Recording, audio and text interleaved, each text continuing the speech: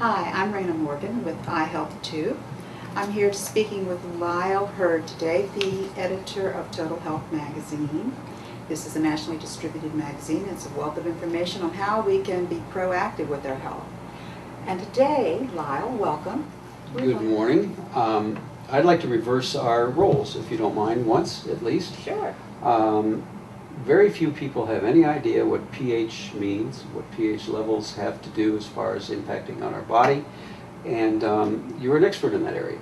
And I'd like you to explain to us, if you would, what pH is all about, and maybe what we can do to make sure that we're getting the kind of help we need. Well, the thing about pH is that when we think of pH, we think of pH in our swimming pools.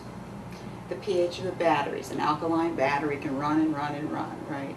Our whole body has, there's a pH to our skin, pH in our cells, pH in our stomach, which is acidic, pH in our gallbladder, which is alkaline. So there's this balance between our bodies and the outside environment where pH is very important, and that it breaks down into the acid-alkaline balance. Mm-hmm. Our blood streams are alkaline, slightly alkaline, 7.1. That's the pH of our blood streams.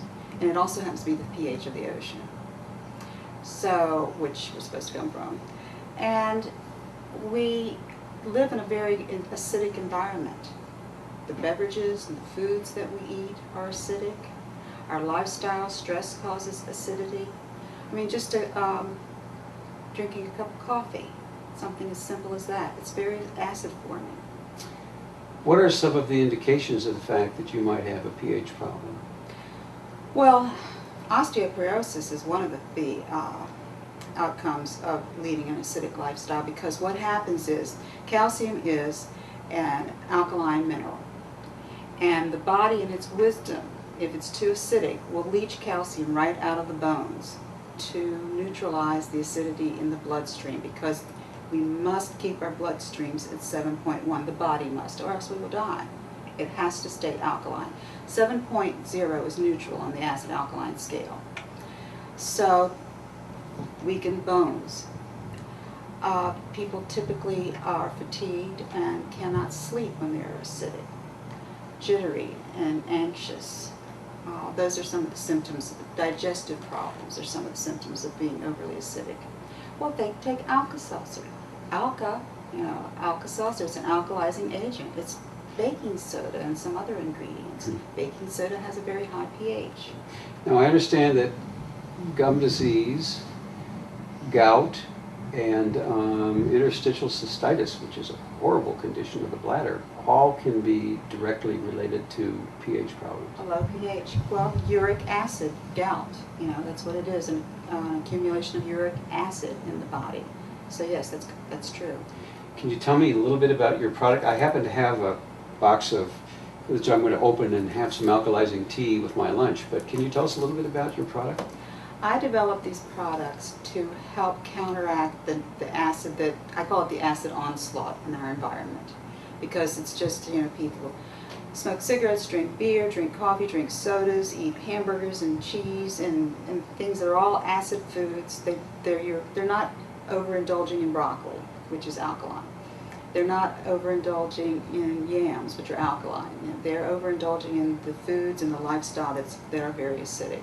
So I thought, well, it's hard to ask people to change their lifestyle, so why not offer them a product where they can have a cup of tea that has a very high pH to offset the acidity of the meal that they may have just eaten, or some of the ingredients in the meal that they just have eaten. I have pH testing paper in my line, so that you can test your saliva and your urine to find out how acid or how alkaline you are, and usually it's going to be to the acid side. Although there are people who are too alkaline, but they don't, their numbers are small.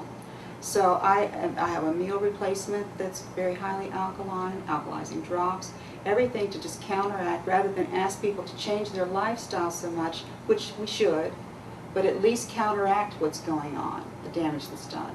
One final question. Sure.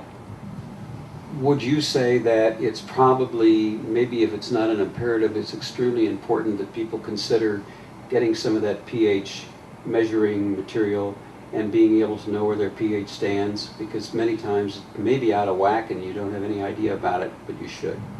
And that is the easiest, fastest way to do it. You can test in the morning upon arising. You test both your urine and your saliva with the tape.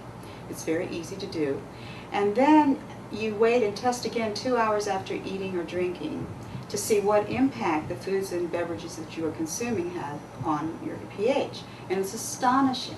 It's just astonishing. I will do demonstrations in health food stores, and people will come in. I'll just test their saliva, and they'll just had something to eat, and they'll say, "Oh, I'm probably acid," and sure enough, they're acid.